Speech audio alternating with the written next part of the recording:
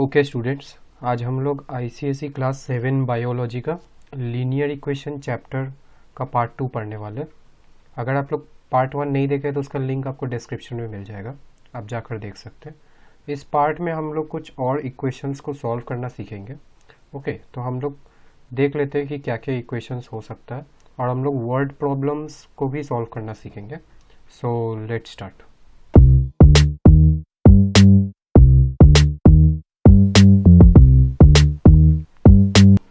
तो देखो, आप लोग कुछ क्वेश्चंस ले लेते हैं। जैसे फर्स्ट क्वेश्चन, जैसे later suppose take an example 2 bracket x minus 3/2 is equal to 11। Okay, तो अब देखो, जैसा कि मैंने प्रीवियस पार्ट में इसे सॉल्व करना सिखाया था, दो मेथड्स होते हैं। एक तो हुआ जो कि आप सब्ट्रैक्टिंग, एडिंग, बोथ साइड करके भी कर सकते हैं। ओके, और एक मेथड था जो कि ट्रांसपोजिशन है, एक जगह से आप दूसरे जगह ले जा सकते हैं। तो मैं जनरली ट्रांसपोजिशन मेथड ही फॉलो करता हूँ। ओके,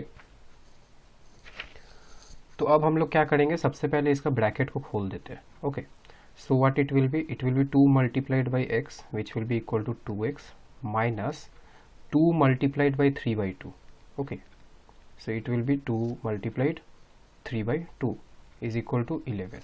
अब देखो, 2 टाइम्स 3/2 में से क्या होगा, ये जो 2 है, ओके, ये जो 2 है और ये 2 है, ये दोनों कट जाएंगे। So what will be left, it will be 2x minus 3 is equal to 11। अब हमें क्या करना है, इस वेरिएबल को अलग रखना है, ये 2x को। तो अगर हम इसे अलग रखना चाहते हैं, हम लोग को -3 को हटाना होगा। तो -3 को हम लोग क्या करेंगे, नेक्स्ट इस साइड में ले आएंगे। So it will become 11 plus 3। Okay, then it will be 2x is equal to 14। और अब हम लोग को 2 को भी हटाना है x में से। तो जैसा कि 2 मल्टीप्लाइड में है, अगर ये इस साइड में आएगा तो ये डिवाइड हो जाएगा, it will be 14/2। So therefore x is equal to 7। Okay, so हम लोग का x का वैल्यू निकल गया। नेक्स्ट क्वेश्चन हम लोग देख लेते हैं। Okay, so the question is like this, 2m/3 minus m/5 is equal to 7। Okay, तो देखो, अब हम लोग इसे कैसे सॉल्व कर सकते हैं। First of all, as they are in fraction, so we have to find the LCM of their denominators. Okay, so what will be the LCM of denominators? It will be 15। Okay, ये basic method है जो बचपन में आप लोगों को पढ़ाया जाता है कि हम लोग कोई भी फ्रैक्शन को कैसे सब्ट्रैक्ट और एडिशन कर सकते हैं। सो सी ओवर हेयर, इसको, ये जो 3 है, 3 के टेबल में 15, 3 5 टाइम्स बार आता है। Okay, 3 into 5 will be is equal to 15। तो वो जो 5 है वो न्यूमरेटर के साथ मल्टीप्लाइड हो जाएगा, it will become 10m minus 3m। Okay, 3 कैसे आया, क्योंकि 5 के टेबल में 15 5 3 बार हो रहा है, 5 into 3 will be is equal to 15। So वो 3 को हम लोग न्यूमरेटर के साथ मल्टीप्लाई करेंगे, दैट इज इक्वल टू 7। अब देखो क्या हो रहा है, in the numerator 10m minus 3m will be is equal to 7m।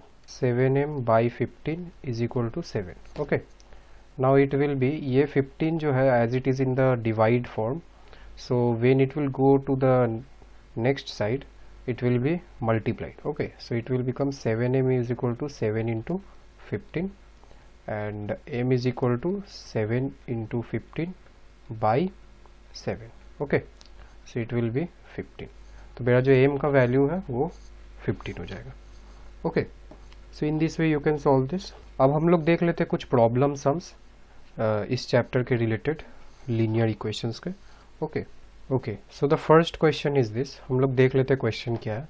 The cost of 2 tables and 5 chairs is rupees 2300. If a table cost rupees 30 more than a chair, find the cost of each. Okay, तो देखो, सबसे पहले हम लोग ये देखते हैं कि the table cost rupees 30 more than a chair. अगर मैं कॉस्ट ऑफ अ चेयर को x पकड़ूँ, तो कॉस्ट ऑफ द टेबल क्या होगा,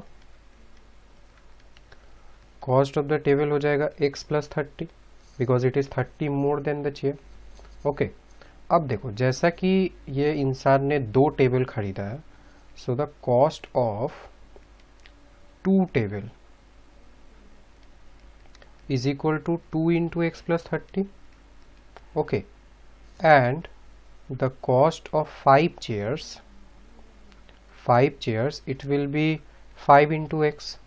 okay, अब टोटल कॉस्ट कितना है देखो 2300, सो it will be 2 times x plus 30 plus 5 times x is equal to 2300. okay, so it will be 2x plus 60 plus 5x is equal to 2300.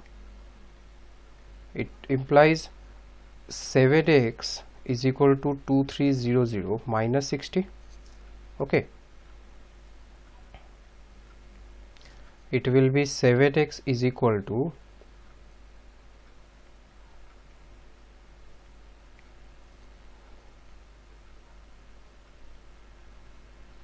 2240 and x is equal to 2240 by 7.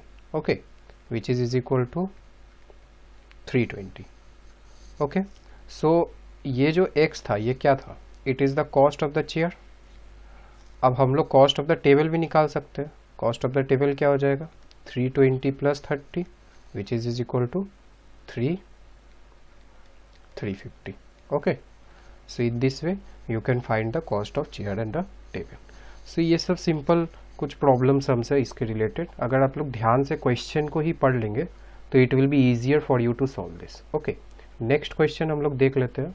Okay, so the next question is this.